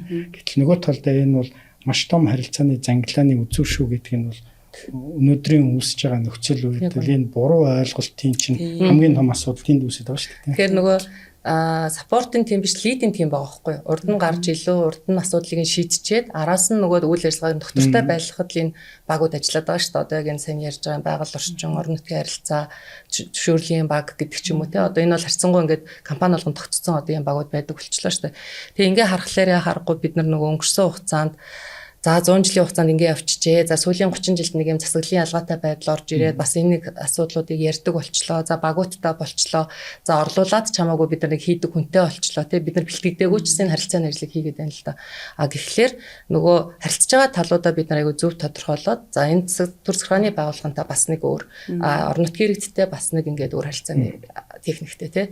За ингээд явах хэрэгтэй байна гэдэг дээр бол одоо маргаангүй байна гэдэг нь одоо үйл ажиллагаагаар бол маш их нотлогдоод байгаа. Тэгэхээр цаашдаа бид нар бас яг энэ боловсон хүчнийг бэлтгэх хэрэгтэй байна. Гэхдээ энэ боловсон хүчин нь одоо нэг 12 сарын курс биш те бид нар оюутлогоо төсөл бас энийг эхлүүлээд манлайлаад явж байгаад маш их талархаж байгаа. Гэхдээ энэ бол бүр нөгөө суурь боловсролын урт хугацааны одоо 4 жилийн яг л нөгөө төгсдөг те энэ инженерингийн суурьтай салбараа ойлгодог, за засаглалын асуудлыг мэддэг, энэ ESG-г ойлгодог. Эргээд энэ харилцааны техникийг суралцсан юм боловсон хүчин гарах хэрэгтэй байна. Энэ нь ирээдүйн одоо манай салбарын хөгжилд бол маш чухал юм байна гэж харж байгаа. Тэгээ энэ болохоор бас нөгөө талаасаа яг орон нутгийн харилцааны мэрэгчлэнүүд бэлтгэхээс гадна түрүүний хэлдэг нөгөө залуу инженер 21-р зууны инженер ESG буюу одоо байгаль орчин, нийгэм, засаглалын асуудлаа, суурь асуудлуудаа мэдгүй болвол энэ одоо дэлхийн чиг хандлагатай хөл нийлүүлэг алхахгүй. Тэгэхээр тэгээ нөгөө талаас дөрөв бас нэг энэ чухал санаа бас юу ялгаа та хөндлөө. Тийм учраас би энийг орон нутгийн харилцаа гэдэг үгнээсээ би хэлж байгаа шүү. Ер нь бол орон нутгийн харилцааны ажилтнуудыг асуудал шийдвэрлэх ёстой гэж боддог. Гэтэл үгүй. Энэ бол яг одоо тухайн бизнес орон нутагт үйл ажиллагаа явуулж хагаад ямар эрсдэл бий болж болзошгүй вэ гэдгийг шийдвэр гаргахаас өмнө хэлж өгч байгаа юм бизнес. Нөгөө талдаа орон нутгийн иргэдэд за энэ уул уурхаан компани ч өнөө одоо геолог хайгуулын компани үйл ажиллагаа явуулахад орон нутагт нь ямар нөлөө үзүүлэх вэ? Тэрийг олгуулах. Тэр хооронд нь түрүүний яриад байсан хамтын ажиллагаа бий болох олон янзын механизмуудыг бий болгож байгаа. Нэг механизм нь түрүүний хэлж байгаа одоо нөгөө хамтарсан төлөвлөлтүүдийг урт хугацааны төлөвлөлтүүдийг бий болгох хөрөнгө мөнгөө бий одоо хамтран төлөвлөж одоо батлах тодорхой байдлуудыг бий болгож байгаа. Нөгөө тал нь гэхэл өдөр тутмын одоо харилцааг авч явж явах хэрэгтэй. Тэр нь яаж яана гэхлээр нэг талаасаа нөгөө хин хэнийг төлөөлж байна гэдэг чинь бас их одоо амаргүй асуултууд байдаг. Хэдийг төр захиргаа руу хандчихаар нөгөө талдаа орон нутгийн одоо эрх ашгийг орхитуулж байдаг. Малчтын эрх ашгийг орхитуулж байдаг. Жоо нөгөө хүүхдүүдийн эрх ашиг, эмэгтэйчүүдийн эрх ашгуудыг орхитуулж байдаг. Тэгэхээр нөгөө орон нутгийн иргэдийн оролцогч талуудыг одоо түрүүн одоо эрдэнэ захирал хэллээ одоо тодорхойлох, тэд нартэй хэрхэн харилцах уу гэдэг механизмуудыг маш сайн одоо олж тогтоож одоо тэрүүгээрээ дамжуулж харилцаагаа бий болгож явах хэрэгтэй. Тэгээ харилцааг одоо бий болгож байгаад орон нутгийн харилцааны ажилтнууд дангаараа хийх биш. Одоо үйл ажиллагаа хариуцж байгаа одоо уурхаан дарга байна, геолог, тэд нар бас цуг явж явах хэрэгтэй. Тэгэхгүй тэгээд та нар харилцаа гэдээ явж яж бас болчихж байгаа. Эний чинь цогцоор нь авч явж яж энэ харилцааг авч явна гэсэн. Нөгөө талдаа болохоор бас түрүүн яг орон нутгийн иргэд яг одоо хариулт хүсдэг. Одоо шийдвэр гарах хүнтэй ч уулзъя, чи чадахгүй бол би дараагтаа уулзъя гэж яддаг тий. Гэтэл чинь ялангуяа тэр нөгөө хөгжлийн асуудлуудыг ярихад бид нар урт хугацааны яриа хөрөг бид нар бий болгож яж тэрийг түрүүн таны хэлдгээр ингээд би харилцан одоо ойлголцоо зөвшөлтсөд хамтарсан төлөвлөлтүүдийг гаргах хэрэгтэй байгаа. Тэгээ жишээлбэл одоо би нэг жишээ бүр хэлье гэж бодоод байна. Орон нутгийн харилцааны өмнө говь хам богттой хамтарч ажиллах хамтын ажиллагааны гэрээний хэлцээрийг бид нар 2011 онд эхлүүлсэн ажиллаж байсан. За тухайн үед одоо яаж исэн бэ гэхээр талууд ялангуяа манай орон нутгийн талууд яг гэхээр ер нь 3 хуудас одоо бид нэр одоо харилцан тохиролцоол 3 хуудас гэрээ зурчаа. Тэгэл болно шүү дээ. Гэрээ чинь тийм л байна тий. Тэрнээс өөр юу хүсэж байгаа юм бэ? Яагаад ингэж удаад байгаа юм бэ? Бид нар удах ямар ч ардлага байхгүй. Гэтэл чинь манайхаа одоо юу гэж хэлжсэн бэ гэхээр гэрээ орон нутагта ялангуяа хөгжлийн шин чанартай гэрээ хийн гэдэг бол 3 үндсэн тулгуур байх хэрэгтэй. Нэг нь гэвэл мэдээжээр хэрэг нөгөө цагаан цаасан дээр хараар бичиж байгаа одоо гэрээ 3 хуцаа 100 хуцаа гэрээ. Нөгөө талаас харилцаа байх хэрэгтэй. Талууд яаж харилцах юм? Ямар процессор нэгнийг ойлгох юм? Яаж зөвшөөлцөх юм? Тэрийгэ тодорхой болгох. 3 дугаарт нь одоо нэг тэр 2 дугаарх нь бол процесс төрнийх тийм 3 дугаарт нь харилцаа. Ийм 3 зүйлийг зэрэг авч явж яаж одоо гэрээ одоо хийх одоо процесс нь тодорхойлно. Гэрээ хийсний дараа хэрэгжих болцоо гэдэг. Тэгэхгүй бол гэрээ нэг өнөөдөр зурчлалаа маргааш өөрчилнө. Нөгөөдөр хин нэгэн одоо манайх ч одоо 4 жилээр одоо удирдлагад өөрчлөгдөж дахиад өөрчилнө гэдэг. Гэтэл чин сайн системтэй сайн тохиролцсон гэрээ бол тэр нь тохиролцож авч явна. Тэгээд урт хугацаанд бид нар нөгөө орон нутагт өргөж өгсөөр ирсэн байна. Тэгэхээр энд юу хэлж яана гэхээр төлөвлөгөө маш чухал байдаг юм аа. Таны хэлдэг. Яг энэ дээр бас нөгөө мэдээллийн чанартай хэлэхэд нөгөө ассоциац санаачлал ирээдүйн future engineers гэдэг хөтөлбөр байгаа шүү дээ. Энэ хөтөлбөрийн хүрээнд бас бид нар яг энэ байхгүй одоо шаардлагатай ангийг шинээр бий болгоё. Тэгэхээр тэрэн дээр яа харахгүй нөгөө дид бүтцийг одоо бэлтгэх те багшийг бэлтгэх тэгэл ингээл нөгөө хөтөлбөрийг бэлтгэх гэл маш олон ажлууд хийх юм билээ. Энэ дээр бас бид нар ингээд компаниудаа санаачлаад уриалаад явж байгаа. Бас ESG-гээ ярьж шүү дээ. Одоо энэ бол зайлшгүй суур мэдлэг байх хэрэгтэй болчихж байгаа. Энэ салбарт ажиллах гэж байгаа бол одоо бас ассоциац Герман Монголын хамтарсан технологийн их сургуультай хамтраад энэ хөтөлбөрийг боловсруулах ажлыг эхлүүлсэн байна. Энэ хагас жил хугацааны хугацаанд үргэлжлэнэ.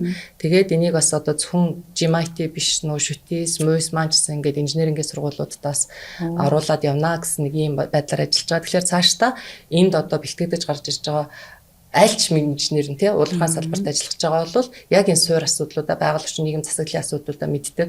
Бас хөнгөн энэ харилцааны ажлуудаа заавал яг харилцааны юм биш тухайн одоо яг талбар дээр байгаа нь хийх ойлгох тийм боломжтой одоо боловсруучныг бэлтгэх тал дээр нас бид нар ингээд ямар ч гэсэн ажиллаж байгаа. Тэгээд яа харахгүй одоо ингээд нөгөө орон нутгийн харилцаан дээр ингээд ажиллахаар том төслүүдийн бас нэг авж байгаа мэдээж үйл ажиллагаанд далаацтай тэнгуү жижигүүд нөө бид нар тэгж чадахгүй юм чинь ингээл орхигдуулцдаг гэтэл эн чинь зур системийг зөв нэвтрүүлчих юм бол том жижигээс үл хамааран тэр механизм яг ингээл ажиллаад явах хэрэгтэй боломжтой байгаад байдаг тэгэхээр яг энэ орон нутгийн харилцаан дээр одоо хамгийн их асуудаг иргэдийн зүйл эдэж та нар одоо ингээд явчихаар бид нар яах юм бэ Тэ одоо за ингээл ажиллаа сурчин одоо бид чинь нэг юм байнгын нэг эмзэг ялах биетэй эсвэл нэг юм төркөж байгаа юм шиг эмхтэйг ингээл арчилж байгаа юм шиг байнга харилцаанд орж явдаг шүү дээ. Ер нь бол энэ харилцааг нөө тэгжиж айгу доктортой авч явах боломжтой байдаг. Тэгэхээр энэ хүмүүс маань одоо та хэдийг явуучвал яаж амьдрах вэ? Тэ тэгэхээр нөгөө урт хугацаанд орон нутгийн иргэдийн уулуурхаас үл хамааран амьдрах тэр талаар одоо ямар стратеги танай компаниуд барьж байна?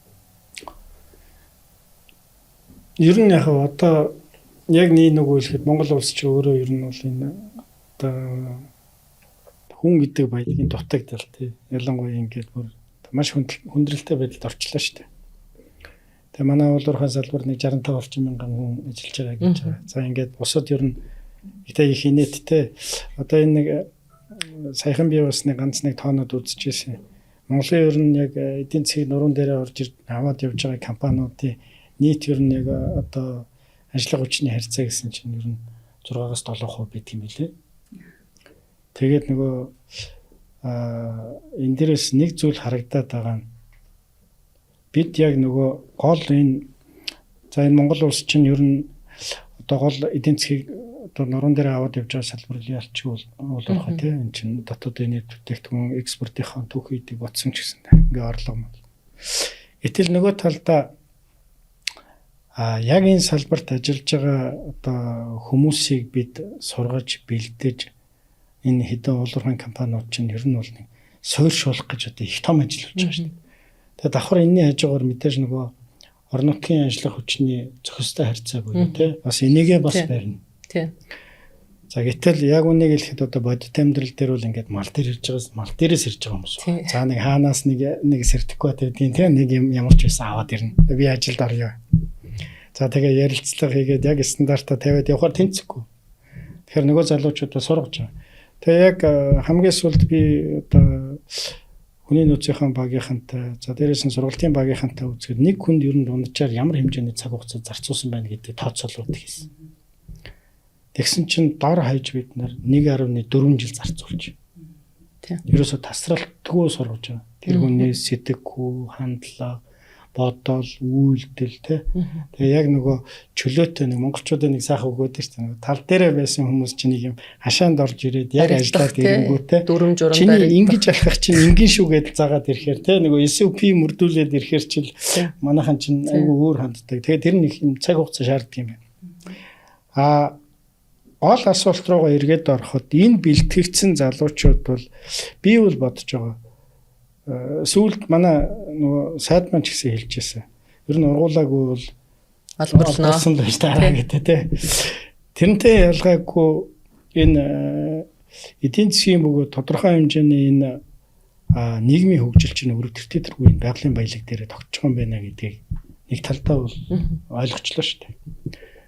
За энэс шалтгаалаад олборлж байгаа ашигт малтамлын төрлүүд л өөрчлөгдөнө гэхээс биш. Үйл ажиллагаа шинээр энэ бүх юмнууд явж л байна. Автаа тэгдэл байна. Одоо бид уламжлалт аргаар ярих юм бол хуучин бол одоо зөвхөн алтныхаа бизнес дээр ярих юм бол тийм шороо орд олборлоод явж ээж. За эхний генерашн ингээд хамгийн бага хөрс уулалттай эхний пластик олборлдог ийм үе байж. Гэтэл дараагийн үе шат тийм нөгөө дарагдмал ордууд руу орсон. 70-аас 100 гаруй метрийн гүнд байгаа. Одоо энэ шороо ордууд руу орсон. За энэ ордууд ерөнхийдөө за нөөцөл ер нь шахагдаад эхэлж ин шүү. Яаж юм? Үндсэн орд руу орж байгаа. Тэгээ яг энтэй ялгаагүй бусад ашигт малтмалч гэсэндээ технологиуд байгаа төвшлээд байгаа хувьсаал явж байгаа. Тэгэхээр зэрэг би бол ойрын бол нэг ямар ч байсан 200 жилдээ бол энэ уул уурхайн салбар бол ямар ч байсан эрчимтэй юм. Тэгээд энэ нөгөө судалгаа технологитой холбоотой юмнууд хөгжихийн хэрээр бид байгаль дэлхийгээ танин мэдэх гэдэг юм том асуудлууд яг. Тэгэхээр би бол санаа зовхгүй байгаа. Тэгэхээр одоо юу гэдгийг тэр үнэхээр одоо тийм асуулт тавьж байгаа хүмүүст бол би ингэж хандмаараа өөрийгөө бэлтээ ирээдүйдээ бус наянда болно л гэж хэлмээр байна тийм. Futuristic. Тэгэхээр нөгөө би энэ дэр нэг орон нутгийн талаас нь бас нэг хариулахад боллоо ямаар нөгөө уул уурхайн компани эхлэх зэгтээ дуусах зэгтээ. За тэгэхээр бол нөгөө дахиад уул уурхайн компани тодорхой орон нутгийн одоо иргэдийн одоо орон зайд бид нар үйл ажиллагаа явуулж байгаа. Тэгээд одоо магадгүй оюутлага компани 100 жилийн түүхтэй дуслаа гэж бодё. Тэгэхэд хан богцсон мянган жилийн түүхтэй хан богцсон одоо оршин тогтносоор л байх хэрэгтэй. Тэгээд оршин тогтно гэдэг чинь хүн байна гэсэн үг. Хүн байна гэдэг чинь эдийн засгийн эргэлттэй байх хэрэгтэй. Зөвхөн уул уурхай буюу оюутлагаас мэдээж хэрэг оюутлага чинь мега төсөл учраас нөлөө нь маш их сөрөгийн эрг нөлөө маш их. Тэрнээс болвол ямар нэгэн байдлаар хараат байна. Гэхдээ тэрийг одоо нөгөө оюут толгойн компани одоо оршин тогтнож явах хугацаанд хан богцом өмнөгөө баймыг эдийн засгийн хувьд хараат бус байх одоо стратегийн эдийн засгийн салбаруудыг нь хөгжүүлэх чиглэлээр бид нар хамтарч ажиллаж байгаа юм. Тэр нь болохоор яалтчгүй нэг тал нь болохоор мал аж ахуй зайшгүй, хөдөө аж ахуй зайшгүй. Ягаад гэвэл хүн байгаа юм чинь хоолхон сэргэлжил таарна. Тэгэхээр тэр чиглэлийг бол бид нар одоо дэмжиж ажиллана. Ялангуяа тэр дотор бид нар хоршоод, дундын хоршоод гэдгийг чагтуулах. Тэрүүгээрээ яаж юу хийж ийнэ гэхлээр одоо малчид маань малаас гарч байгаа ашиг шимийг нэмэгдүүлэх. Тэрүүгээрээ дамжуулаад малчдын орлогын их хүсвэр нэмэгдэх, орлого нь нэмэгдэх. Тэгээд одоо зөвхөн уул уурхайд бүх юм нийлүүлж хангахаас гадна бусад салбаруудад нэмэх, өөрсдөө брэнд бүтээгдэхүүнтэй болох, тэгээ хоорондоо хоршдог байх. За тэрүүгээрээ дамжуулаад аялал жуулчлалаас одоо тийм дэмжих, өөр бусад стратегийн ач холбогдолтой эдийн засгуудыг ойдлогоогоо байж авах хугацаанд бид нар одоо хамтдаа одоо хөгжүүлье гэдэг суурьыг тавьж өгч байгаа. Тэгээ энэгээр юу хэлэх гэж байна гэхээр уул уурхайн компаниуд, ойдлогоо компани бол одоо хаалтын төлөвлөгөөг бол бид нар одоо боловсруулж одоо ажиллаж байгаа. Жил болгон шинжилэгдэх. Яагаад вэ гэхээр тэр хаалтын үед ярих биш. Одоо сүх талаат бол өхөр амроо одоо болоо хаач исэн 100 жил хаанаас юм. Хойлоороо жилийн өмнө гээл тий. Тэгээд явах биш. Тэрийг бол хаалтын одоо ажлыг бол одоо уул уурхай эхлэхдээ хал бид нар хамтарч ажиллаж байгаа ёстой байгаа. Тэгэхээр энийг бол одоо аль аль талдаа бас зэрэгэл авч явж явах ёстой. Нөгөө талаас одоо нөгөө уул уурхайн технологи сайжраад явж байхын хажуугаар бид нар бас нөгөө орон нутгийн хөгжлийн урт хугацаа доктортой байдлыг хангахаар бид нар ингэж бас хамтарч ажиллах ёстой. Одоо тэгэхээр нөгөө хайгуул юу бүтээн байгуулалт олборлолт хаалт гэхэлэр энэ яг ингээд үе шатаа дагаад стратегийн гэсэн ингээд яг тэрнтэйгээ уялдаад явж байгаа хэвээр. Энэ дотор бол заавал тэр орон нутгийн иргэд хүн гэдэг ойлголт бол байж тэр эрсдлийг урьдчилж харж тэн дээр одоо зөв менежменттэй явах нь л төслийг амжилттай хаах хүртэл нь одоо бас нэлээд одоо чухал алхмаа гэж бол энийг яагаад яриад байна гэхэлэр Бороголд төсөл дээр дөнгөж эхлээд удаагүй 3 жил болж исэн баха үйл ажиллагаа. Тэгэхэд хаалтын төлөвлөгөө хийлгэжсэн гадны байгууллагаар. Тэгэхээр яа харахгүй тэрийг тэр үед бол ерөөсөө хийлгэжсэн компани байхгүй.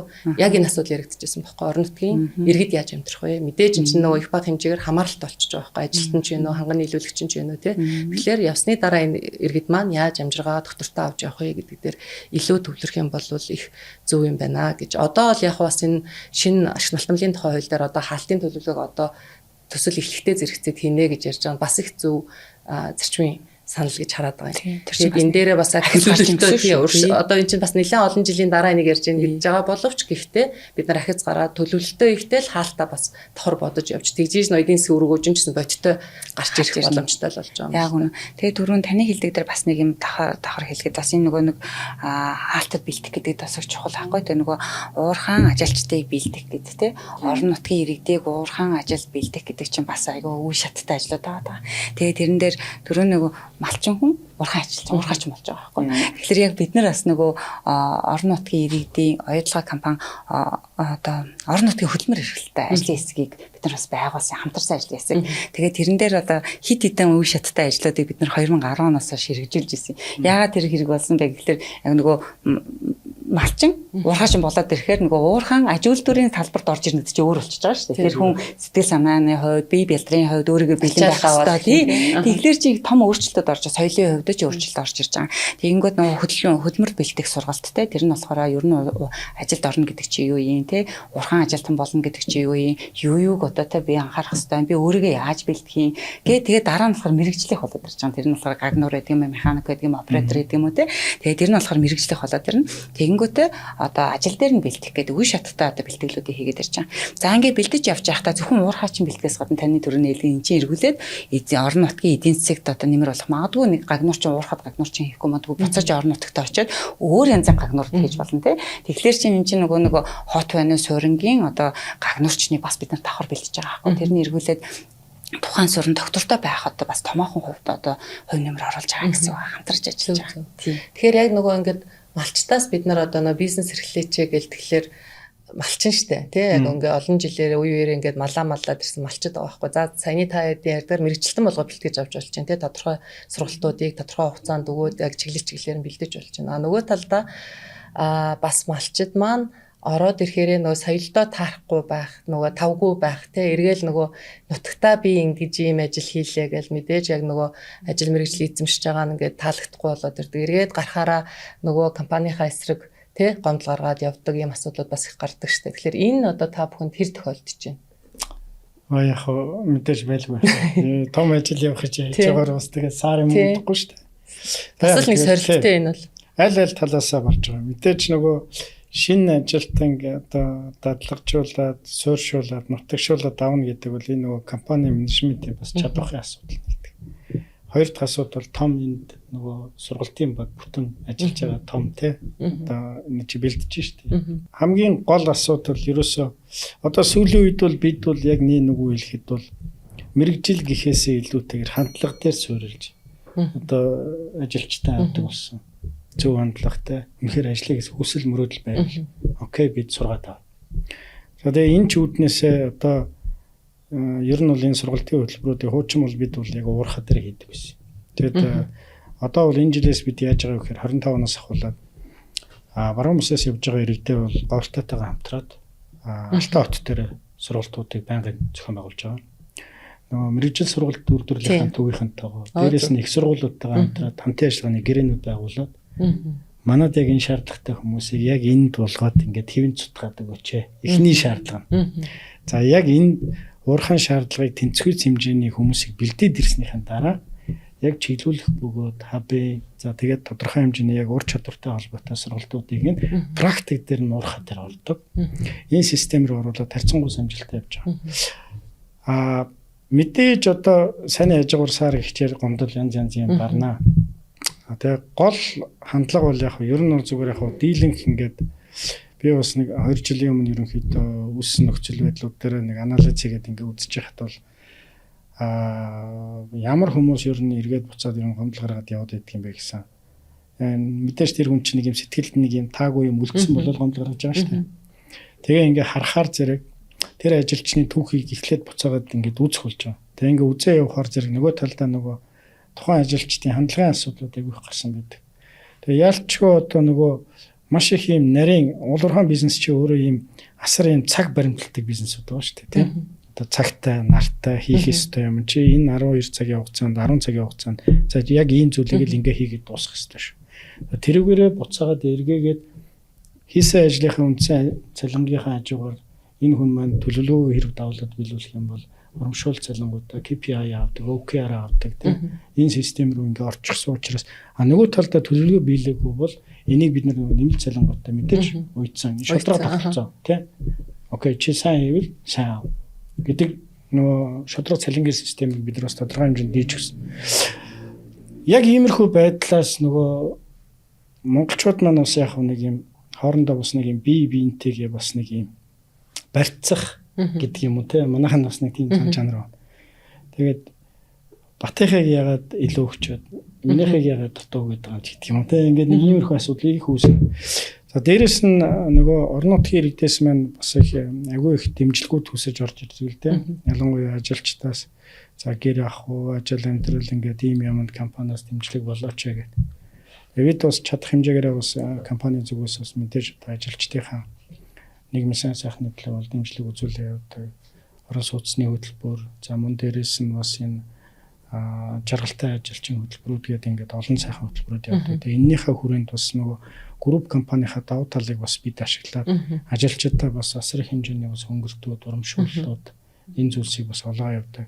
Тэгээ ер нь сүүлийн 1-2 жилийн хугацаанд бол харьцангуй харин бас тийм үзэгдлүүд ер нь хайтаахан болчихсон байлаа. Тэгээд яг айл томорхын хэрээр зовлон бас дагаад томордог. Гэхдээ бас мэрсэг байна. Тэгэхээр яагаад энийг асуугаад байна гэхэлэр нөгөө орон нутгийн хэрэгт мэдээж та чинь хэмжээтэй шүү дээ. Тэдэн хүн ажлын байраар хангана гээл тэндээ хүрчих юм бол дахиад дараа нь нөгөө иргэд байж лээдэг тий. Ялангуяа нөгөө мегацлуудын хувьд бол том биомтой учраас дахиад нөгөө дараагийн сумын иргэд ч ирдэг юм уу тий. Тэгэхээр энэ дээр нөгөө урхаан талбай дээр ажиллахгүй ч гэсэн урхаан гадна одоо ингээд ажил эрхлэлт хийх боломжууд ирээд юм бол одоо зөв миний харж байгаа бид нар ханган нийлүүлэлт гээл тэгэхээр заавал нэг юм хийх гэдэг шүү дээ. За нэг дээжний уут ч юм уу. За эсвэл одоо ингээд ойлгоход даад маш олон хувц үйлдвэрлэл гээл ингээд бизнесүүд бий болсон. Гэхдээ одоо өдөр тутам хэрэгэлдэг бидний салфетик, ус, нойлын цас ч гэдэг юм уу. Тэгээ энэ хэрэглээний зүйлсийг жишээлбэл 4 ажилтнаа нийлээд одоо нөх хоршоо хэлбэртээ ороод тэгээд тэрийг ханган нийлүүлдэг болох. Тэгвэл тэндээ яг нөгөө урхан талбай дээр ажилласан юм шиг цалингаа авдаг. Эргээд эндээсээ нөгөө харилцан хамааралтай болоод нөгөө хамтын ажиллагаанд сайжраа авдаг тий. Эргээд нөгөө орон нутгийн иргэд чинь өөрийнхөө яг бизнесээ тэндээ эрхлээд хөгжүүлээд ажиллахгүй ч гэсэн нөгөө тийм ажлын байр бас бий болох боломж байна гэж би бол хараад идэв. Тэгэхээр энийг та бүхэн маань бас яг иймэрхүү жишээнүүд байвал сурагч дуртаач. Байн дөрөвний хэлээдээс манай ч хоёр одоо хамтарсан ажил хийсэн гэдэг чинь нэг нь болохоор орон нутгийн ханган нийлүүлэлт худалдаа авалт нөгөөх нь болохоор хөлмөр эрхлэлтийг одоо дэмжиж байгаа хөтлөөр. Аль аль нөгөө орон нутгийн одоо орон нутгад ажлын байр бий болгох үгүй шууд уурхадаа одоо ажлын байр гаргаж одоо хөтөлбөрт бэлтгэхтэн тийм хоёр үндсэн зорилготой байгаа. Тэгээ нэг талаасаа хэмэл дөрөвний хэлээдээсэн орон нутгаас одоо бараа бүтээгдэхүүн үйлчилгээ худалдаж авч яхад тэрийг дамжаад ажлын байр бий болгож байгаа. Тэр мөн гэрээт компаниуд ба штэ зарим нэг КАТ 3, КАТ 2 гэж ярьдаг. Тэрүүгээр дамжуулаад биднээс орон нутагта тодорхой хэмжээний одоо нөгөө юунуудыг гаргаж ирж байгаа. Ажлын байруудыг бий болгож байгаа гэсэн үг. Нөгөөх нь болохоор шууд одоо нөгөө ажлын байран дээр одоо орон нутгийн хүмүүсийг бэлдээд авч байгаа гэсэн үг. Тэг ингээл 3 шатаар бол бид нар ямар таас орон нутгийн одоо иргэдэд хөдөлмөртөө байлгахт нь бол одоо бодлогоор дэмжиж ажиллаж байгаа. Орон нутгийн иргэдэд давуу байдлыг бий болгож өгч байгаа гэсэн үг байгаа. За түрүүний нөгөө хэлээдсэн за жишээлбэл манай гэрээт компаниуд дээр бид нар за яг тухайн гэрээт компани одоо гэрээ нь хэр хугацаатай 5 жил 10 жил байна уу за хэр том юм те биом нь хэр юм тэрнээсээ шалтгаалаад бид нар одоо орон нутгийн иргэдээс одоо хэдэн хувийг нь авах хэрэгтэй юм заримыг нь 10%, зарим нь 20%, зарим нь 75% ч гэдэг юм ингээд нөгөө хувилбаруудыг бид нар тавьж өгдөг байгаа. За нөгөө талаасаа одоо орон нутгийн иргэдийг бид нар одоо юу нэг ажлын байран дээр одоо хүн одоо сонгож шалгаруулъя та тий. Тэгэхээр зарим ажлын байрууд яалтчгүй заавалч Улаанбаатараас байх шаардлагагүй тий. Одоо өмнө говь хан богдод хийж болохоор ажлын байр байх юм бол тухайн одоо орон нутагт нь бид нар саарлж чадах хүмүүсээ одоо авдаг тий. Аваад тэгээд тэрүүгээрээ дамжуулаад бид нар яадаг вэ гэхээр давуу талыг би аль болох өгдөг орон нутгийн иргэдэд. Тэгжээж нэг тоо одоо нэг тоон зорилттой шүү дээ. Тоон зорилттой хүрч байгаа. За ингээд нэг тооны араас ингээд явж байгаа. За тэгжээд тэрийг түрүүн хадгалах гэж ярьж байна тий. Одоо орон нутгийн иргэдийг одоо 20% байсан бол 20% ягаа бид нар одоо хадгалъя гэж байгаа. За тэгээд мэдээж янз л одоо би бол гэхдээ хөдөлмөрийн харилцааны нарийн нюансууд руу би нэг ормооргүй байна. Яагаад гэвэл би ч одоо хөдөлмөр одоо хүний нөөцийн ажилтан биш болохоор би тэр нэг ормооргүй. Тэр нь бас нарийн янзын нюанстай байдаг байх гэж би бодож байна. Тэгээ хамгийн гол нь гэвэл одоо бид нар яаж тэр хулсуудаа бид нар одоо хадгалж авч үлдэх юм бэ? Яаж сурах юм бэ гэдэг дээр одоо хүний нөөцийнхэн маань одоо тусдаа нөгөө сургалтын хөтөлбөрүүд бас давхар явдаг. Тэгээд тэрүүгээрээ дамжиж бид нар одоо нөгөө орон нутгаас одоо авсан улсуудаа аль болохоос хадгалахыг бодог. Гэхдээ ажлаас яалтчгүй л ингээд халагдчихээн тийм мэдээж хэрэг амьдрал баян одоо янз бүрийн одоо асуудал гарна тийм. Тэгээд тхиим бол одоо эргүүлээд хийлдэг. Тэгээд нөгөө дөрөвний хамтарсан ажлын хэсэг дээр бид нар одоо нийт одоо хичнээн хүнийг орон нутгаас авчваа. Хэдэн халагдчихваа, ямар шалтгаанаас болчихваа тий. Тэрийгээ бид нар одоо аль талдаа яаж анхаарч үзэх юм бэ гэдэг одоо яриа хөрөөнүүдээ бид нар яг тэр ажлын хэсэг дээр ажил хэрэгч ярианууд үүсчихэд байгаа. Нөгөө талаас одоо манай орон нутгийн иргэдийн одоо нэг өгж байгаа одоо хандж байгаа одоо өргөдлүүд за зөвхөн оператор байгаа тайна. Зөвхөн одоо ингийн анхын шатны одоо нэг ажил руу одоо материалууд өгдөг. Нөгөө IT хайчваа. Нөгөө нарийн мэрэгжлийн усууд дээр орон нутгийн одоо юу ирдэггүй 1 2 л байгаа. Нөгөө л бүр байхгүй. Тэгвэл энэ дэр бид нар яаж урт хугацааны одоо ур чадваруудыг бий болгох юм бэ гэдэг рүү ороод явж байгаа. За ханган нийлүүл түрүүнийх чинь яг нөгөө supplier буюу одоо бараа бүтээгдэхүүн нийлүүлдэг одоо усны үйлдвэр одоо өмнө говь байгуулагдсан тэрнийхээр одоо ажлын байрууд бий болцсон байж 60 хүн ажиллаж байна. Тэр улсууд маань ойдлохоор усаа нийлүүлж байна гэл ингээд энэ болгоныг бид нараас давхар авч явж байдаг юм аа. Ингээд ярихлаар бид нар нөгөө орон нутгийн иргэдэд зөв ойлголт өгөх гэхлээр ингээд одоо компаниуд бол нөгөө орон нутгатаа байгуулж байгаа гэрэн дээр нэг 10% гэдэг тоо явдаг штэ. Гэхдээ энийг бол давцсан штэ компаниуд ихэнх нь бараг зарим нь бол бүр 90% ч явж идэг те орон нутгийн иргэд болсон. Гэтэл нөгөө иргэдтэй бид нар зөв ойлголт өгөхгүй бас зовоод идэг штэ. Тэгэхээр дотор нь байгаа ороод ирсэн байгаа одоо танаад ажиллаж байгаа ажилчдаа бас яг эн чинь нэг орон нутгийн иргэний цаана гэр бүлэн гээл 4 ах トゥ н гээл ингэх юм бол тэр хүн чинь бараг нэг те багаар отоход нэг 5-аас 10% нөлөөлөхөр байгаа байхгүй. Тэгэхээр эднэртээ бас яг энэ орон нутгатаа одоо зөв ойлголт өгөх мессежүүдэд таад маань ашиглаж одоо те зөвөр ингэж өгч чадчихэв нөө. Бас одоо нөгөө нутгийн иргэд ажилтаа орж ингээд нэг болчиход байна шүү дээ. Тий яг одоо за ер нь яг зүгээр одоо хаалтагийн хувьд бол бас одоо шинэ компани ингээд удаачихвал байна л да. Тэгээ тэр үднээсээ ер нь ажилчтайгаа уулзах боломж ер нь нэг жилдээ нэг 2 удаа л гардгийг. Яг одоо бүх ажилчтай цуглуулад уулзах боломж нэг наадмаар уулзж байгаа тий. За тэгээд цагаан сараар нэг бөөнөрөө сайхан золголтоо ихтэй уулзж байгаа уурхад ирээ. Үндсэн нийт угаасаа үйлдвэрлэлийн нийт мас ажилчид маань бол тэр уурхад ирээ байгаа учраас уурхад ирээ л уулзалцах юм байна. Тэгээд одоо тэр нэг 1000 хүний чинь одоо бас багтаа чингээгээд уулзах чи бас ихтэй үүтэй. За ингээд нөгөө LG Roaster ингээд. Тэгэхээр нөгөө яг аяллаа 2 цаг дээр 2 өдөр дамнуулаад хийж байгаа. А болон C shift-ийнхэнд 1 те. D болон одоо B shift-ийнхэнд 1 гэдэг. Тэгээ яг бид ер нь зүгээр яг одоо яг боломжтой үед аль болох ер нь бол ажилчтай. За ер нь компани нь ийм юм зориод байгаа шүү. Монголын баруун бүсэд ямар ч байсан бас түүчээлээ тодорхой хэмжээний бас энэ нэг хариуцлагатай уулуурхан компанийг бий болгох гээд байгаа. За бодитоор бид яг эдийн засгт ийм нөлөөллийг үүсгэнэ. Тэгээ анх төсөл эхлүүлэхээс ахуулаад одоо 50-100 хүнтэй байхаас ахуулаад одоо залуучуудаа цуглуулаад сайхан ярьдаг бас. Тэгээд одоо ингээд сайхан байгаа. Тэр үед яг бидний ярьжсэн яриануд одоо ингээд биелэлээ олцсон байгаа гэхээр удахгүй Монголын топ зөв компани одоо толгойд хідүүлээ гарнаа л гэж ярьж ийсэн тий. Тэгээд одоо тэр нь одоо бас ингээд сайхан биелээ явж. Тэгээд тэрнтэй ялгаагүйгээр бид ганцхан хаалтаа гэхээс илүү манай бас группийн удирдлагууд ер нь бас энэ Монголын баруун бүсийг ер нь зоригтойгон хөгжүүлэх гэдэг үүднээс нэлээд том дөрвтэй бас хөтөлбөрүүдийг хэрэгжүүлж байгаа. Бид бас Говьртай аймагта бас шохон үйлдвэр бас ингээд удахгүй бас хэдхэн хоногийн дараа нээлттэй их гэдэг ингээд ашиглалтанд орохгүй явж байгаа. Энд бас нэг 300 гаруй ажлын байр бий болно. За дээрээс нь энийг давсан барилгын түүхийд болох өнгөн блокийн үйлдвэр хямд зардлаар яаж Говьртай иргэдийг орон сууцчлуулах уу? Санхүүгийнх нь их усврыг банкны системд хэрхэн үйж өгөх үү? За дид үдцтэй холбоотой асуудлыг хэрхэн шийдэж өгөх? За ер нь Монголд бол ялангуяа баруун бус бол эрчим хүчний бол асар хязгаарлалтай нөөцтэй газар. Тийм учраас бид бас ингээд энэ ер нь баруун таван аймгийг хангасан томоохон хэмжээний бас хөрөнгө оруулалтыг шийдээд 200 мегаваттын цахилгаан станц барих гэдэг бас ингээд ажиллаа эхлүүлсэн юм. Тэгэхээр суурийн том төслүүд, дид үтцүүд өөрсдөө бий болж иж дараагийн шатны төслүүд цаашаа хөгжиж Монголын эдийн засгийг томорно. Тэрнээс яг дэлхийд өнөөдөр говьлтаадыг иргэн маск зараад юм уу, амьс зараад тий Монголын эдийн засаг тийм үү баруун бүсийн хөгжилд нөлөө олох ингээд хэцүү шүү дээ. Яг энэ бол зүгээр нөлөөллийн хувьд явж байгаа боловч боддоор яг бид нар том зургаараа харах юм бол ер нь энэ эрчим хүчтэй холбоотой асуудлыг шийдэх ёстой нэгдүгээр. Хоёр дахь асуудал нь хүний нөөцтэй холбоотой томоохон хэмжээний бодлогыг шийдэх ёстой. Тэгээ ялангуяа энэ Улаанбаатар хотын төвлөрдсөн байгаа энэ их сургуулиудыг бүсчилсэн хөгжлийнхаа хүрээнд төрөөс бодлогын төвшөнд баруун бүсэд ийм одоо тодорхой хэмжээний ийм инженерүүдийг байдаг юм уу те бэлдээ. Ер нь цаашаа хөгжил яах гэдэг.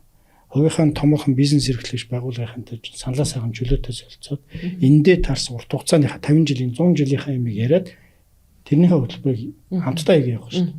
Тэг өнөөдөр ганцхан төр хийх гэхээсээ илүүтэйгээр хувийн хвшлүүд түүчилээд явдаг болчихлоо шүү дээ. Ялангуяа одоо бид чинь ховдын сургууль, говьлтайхаа мэрэгжил сургууль төвлөрөөр уус ингээд баруун аймгийнхаа сургуулиудтай хамтран бид ер нь ийм ажил хийх гэдэг байгаа. Манай групп компани. За бидэнд нэг ийм мэрэгжлийн ийм залуучууд ер нь тэдэн онуудад хэрэг болох нэ. Тэгэхээр энэ дээр хамтарсан хөтөлбөр яваад Улаанбаатараас бид одоо чадвартай багш нарыг хамтарч ингээ хэдүүлээ нийлээд ер нь заавал Улаанбаатараас ихээс илүүтэйгээр баруун бүсэд байгаа их сургуулиудаа хөгжүүлж болохгүй гэдэг талаасаа бас хамтран явж байгаа. Тэгэхээр ингээд яг одоо яривал их зүйл бий л дээ. Гэхдээ яг зөвөр одоо юу гэдгийг би бол энэ уулуурхаан салбарын бол харьцангуй улс орныхоо эдийн засгийг бол том зургаараа бас хардаг хүмүүс гэж би боддتي. Яг гэвэл ерөөсөө суур дэд үтц та дээрээс нь ерөөсөө тулгамж байгаа бүх асуудлууд энэ уулуурхаа дээр бүгд явж байгаа.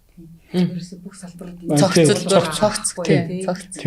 Тэгэхээр нөгөө бидэнд энэ харах боломж нь байгаад байгаа учраас бид чинь бас нөгөө за миний эх оронд юу дутагдаад байна. Бид нэг юу л хийчихвэл одоо те энэ нэг олсон ашгаараа дахиад нэг үйлдвэр барьчихвал тэр нь ядаж дээр юм да гэдэг үүднээс одоо энэ улсын төлөөлөл явж байгаа шүү дээ тийм. Зөв. Суугч үед тэн дээр бид яг дотроосоо бас мессежийг зөв системтэйгээр үйл те энэ манаас нөгөө дахиад нэг ажлыг бид нэг ингээ хөнгөвчлөх зөв дамжуулах бас боломж юм уу гэж хараад идэв. Тийм.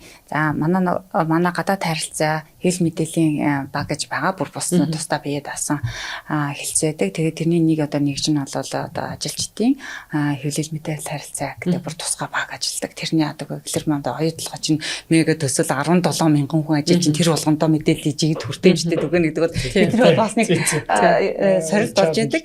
Тэгэхээр тэр баг маань бол одоо компани удирдлагын зүгээс хийж байгаа бүх ажлууд тий одоо ажилчдын зүгээс гарч байгаа дуу хоолойг одоо хооронд нь гүүр болгоход маш амаргүй ажлыг тэд нар маань одоо зохицуулт хийдэг. Саяхан тэд нар маань бас подкаст хийсэн, ток шоу хийсэн. За тэгээд одоо өөрсдийнх нь яг одоо уурхаа дээр бүр уурхаан зохицолбор байгаа. Тэрэн дээр хаана юу болж байгааг заримдаа бид нар бүгдөө мэдчих чадахгүй. Хаана одоо жим ажиллаж гин одоо ямар одоо сонирхолтой урлагийн одоо урлагийн үзүүлбэрүүд үгүй бол нөө чөлөө цагаа зөв боловсон өнгөрөх болцоод газрууд хаана байна. За үгүй бол өнөөдөр ямар хоол хаана гарч ийн тэ нөгөө манай мазаалай хоолны газар байгаа тэрэн дээр өнөөдөр ямар хоолтой байна гэдэг гих үз чинь бүр хамгийн наад захихаас болоод бүр одоо нэлээд цогцоо стратегийн одоо мэдээллүүдийг болоод манай тэр баг маань одоо нийт ажилчтай хүргэдэг одоо баг байгаа.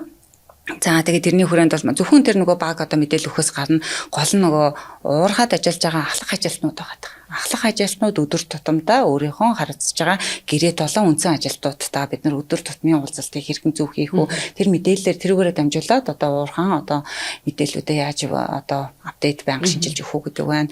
Манай удирдлагын баг бол сар болгон одоо юу яаж байна? Сар болгоны удирдлагын багийн уулзалтуудыг хийж байна. Тэрний гол нь бид нар одоо шинчилсэн бизнесийн стратегийн 4 чиглэл байгаа. Тэр чиглэлээрээ бид нар ямар ахиц дэвшил гарч байна, ямар сорилтууд байна, эргүүлээд бид нар энэ дээр яаж хувь нэмэр оруулах вэ гэдэг уулзалтуудыг хийгээд тэрүүгээр дамжуулж одоо мэдээлэл одоо нийт ажилдаа хүргэх нь ажилчид маань буцаад өөрсдийнхээ гэр бүлдээ мэдээлэл өгөх одоо суурьуудыг бий болгож байгаа.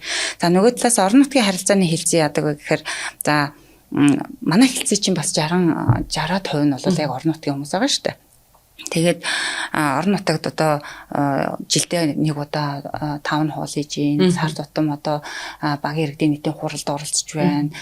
Бас дөрөвний хилээд исэн хамтарсан одоо механизм уулзалтын механизмуудаараа дамжуулж уурхадаар өнөөдөр юу болж гин. За жишээлбэл саяхан өнгөрсөн жилийн хугацаанд одоо манай хаягдлын дадан дээр гарсан шүүрлийн устай холбоотой асуудлууд байна. Тэр нь одоо юу болоод өнгөрч юу, ямар асуудал байв, бид нэр хэрхэн засаж сайжруулж гин, өшөө ямар боломжууд байна уу гэдгийг малчт байна. Манай орон нутгийн иргэд байна. Бас ажилчид төрийн яриад энэ ажилчдыг очиж үзүүлэх, зөв мэдээллийг нөгөөх эргүүлээд тэднийг сонсох тийм нэг механизмуудыг бий болгож байгаа. Тэгээд төрөний хэлгээр бол манай ажилчид бол мэдээллийг одоо цаашдаа хүргэх одоо их суур, их хүч байна гэдэг санал нэг байна. Зөв.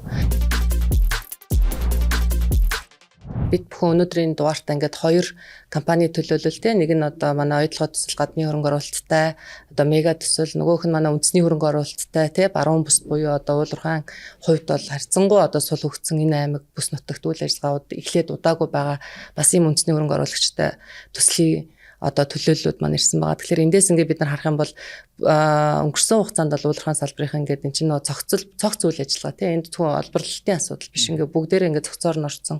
Энийгээ цогцоор нь хараад бас тодорхой хэмжээний ингээд шийдвэр гаргаж иж энэ үйл ажиллагаанууд ингээд явдаг болохоор та бүхэн бас энэ сорилтуудыг туулаад асуудлуудаа бүсийн нутгийн хэмжээнд хараад зарим нь одоо улсын хэмжээнд ингээд хараад ингээд явж байна. Тэгэхээр цаашдаа яа харахгүй одоо бид нар энэ тулгамдж байгаа сорилтууд дээр харилцааны ажилтнууд их чухал юм байна. Зөвхөн энэ орон нутгийн харилцаач биш, засгийн газрын харилцаа, төр захиргааны байгууллагатай харилцаа, дотоод харилцаа хүртэл ингээд бас чухал болж ирж байна шүү дээ энэ яриануудаас. Тэгэхээр энэ дээр бас ингээд өөр өөрсдийнхөө сорилтыг туулаад өөр өөрсдийнхөө туршлагыг одоо бүтээгээд өөрсдөө ингээд одоо түүхээ бүтээгээд явж байгаа та бүхэнд бол маш их баярлалаа. Тэгээд мэдээж орон нутгийн харилцаан дээр бол бид нар яа харахгүй одоо энийг урдаа тавьж энэ олон талт харилцаагаа дэмжиж хамтын ажиллагааг чухалчилж цаашдаас энэ хариуцлагатай олборлолтууд бол явах юм байна гэдгийг бол одоо энэ дугаараа онцолж чадсан байхаа гэж бодож байна. Бас нөгөө талдаа нэг миний хэлхийг хүсэж байгаа зүйл одоо ингээд аль төслүүд дээр нь ажиллаж үзсний хувьд гадна дотны хөрөнгө оруулалттай том жижиг гэдэг ингээд ажиллаж үзсний хувьд бол одоо бид нар боловсон хүчний шилжилтээс байхгүй болсон бэл. Одоо ингээд шинэ төслүүд маань эхлэхдээ маш олон сорилттой тулгараал тодорхой хугацаанд одоо эхлэх боломжтой ч байсан. Тэр нь хэдэн жилээр үргэлжлээл явж байгаа нь ерөөсөө хэдийгээр мундаг одоо бэлтгэгдсэн боловсон хүчнүүд ирж байгаа ч гэсэн дахиад хөрсөн дээрээ өөр орчин метр хүлээгддэг.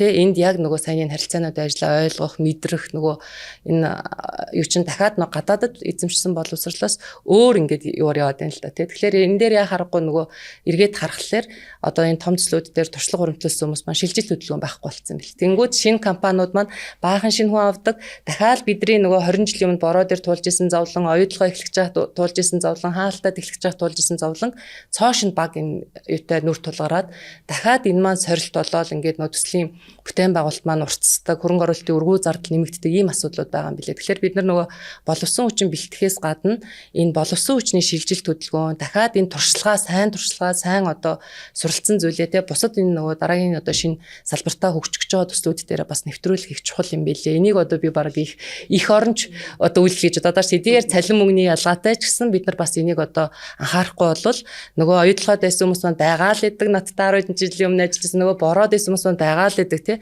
Тэгэхээр яа харахгүй нөгөө оюутлогоо төслийн бүтээн байгуулалт маш богино хугацаанд бий болсон нь бороогийн маш олон одоо туршлагатай одоо боловсон хүч ирснээрээ аюу урт хугацаанд энэ хийцэн шүү дээ. Яг нөгөө салбар болгоорт нь ороод ингээл явцсан.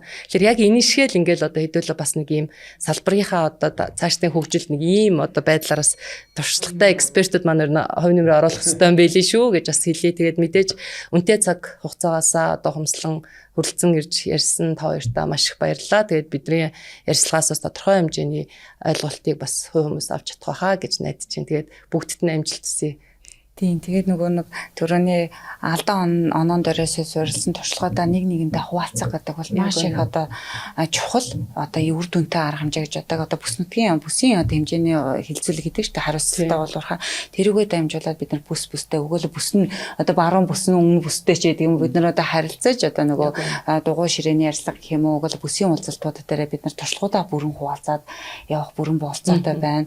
Тэрэн дээр одоо ер нь бол орон нутгийн харилцаан дээр чинь зөвхөн харилцаа гэхгүй одоо нөлөөллүүдийг хэрхэн одоо зохицуулахын, нүүлгэн шилжүүлэлтээ одоо нөхөн олгорыг яаж зохицуулахын, харилцааг одоо зөвлөдөх уулзалтуудыг яаж зохион байгуулахын, гэрээг яаж хийх, гэрээний процесс яаж явдгийг, гэрээ хийснээ дараа яадгийг ингээд их олон сэдвүүдээр бид нар одоо туршлага хуваалцах бүрэн болцоотой байна. Ойлгоо компанийн хувьд бол бид нар ялангуяа ESG буюу байгаль орчин, нийгмийн засаглалын хүрээнд бий болсон туршлагуудыг бусдтайгаа хуваалцах. Яагаад гэвэл бид нар нөгөө нарийн техник технологийн одоо өрсөлдөөний талаар бид нар яриаггүй. Энэ яг нөгөө байгаль орчин, нийгэм засаглалын хувьд бол бид нар бусдтайгаа илүү хуваалцах тусам энэ одоо зөвхөн одоо тухайн компани одоо гүйцэтгэл сайжрахаас гадна салбар өөрөө одоо нөгөө хамтдаа ахин дэвшил одоо хөгжиж хамтдаа хөгжих болцоог бий болгоно гэж харддаг. Тэгээ чи яг нөгөө лицензийн талбай олборлолтын одоо үйл ажиллагаас хамаарахгүй дахиад нөгөө урт зам дагсан тээвэр логистиктэй холбоотой үүсэж байгаа асуудлууд гээл тэ олон сум дамжин өнгөртөх гэдэг юм ингээл маш олон сорилт байдаг. Нөгөө талдаа сая сурах чиглэлээр саналаа нөгөө ESG гэж бид нар олон улсын одоо сайн туршлагыг бид нар орон нутгийн харилцаан дээр бол бид нар одоо мэдээж механизмыг нь авна уу гэхээс яг энэ дахиад өөр ихгүй нөгөө Австралийн Аборигенал, Канадын угуулууд, тэ Америк угуулууд биш. Дахиад энэ чинь нүүдэлчин гэдэг нэг юм өөр одоо иргэд байдаг тий ахуй соёл гэдэг. Тэгэхээр энийг бол яахааргүй бид нар өөрсдөө хийх хэрэгтэй юм лээ. Тэгээ энэ харилцааны механизмаа бий болгоод энэ дээр яг энэнийхээ алдааг давтахгүйгээр бид нар нэг ассоциацтаар нэг хэдүүл хороо байгуулсан шүү дээ тий. Тэгээ энд хороон дээрээ бас яг энэ асуудлуудаа яриад шин төслүүд дээрээ бас энэ туршлага хуваалцах ажлуудаа бас ингээд эхлүүлнэ гэд явж байгаа. Одоо тэрийг бас эхлүүлэх хэрэгтэй юм байна. За ингээд өнөөдрийн дугаараар олон жил яригдж байгаа орон нутгийн харилцааны асуудлаар бас хоёр өөр төслийн одоо туршлагыг бид бүхэн хуваалцлаа. Ингээд дараагийн дугаараар уулзтлаа. Түр баяртай.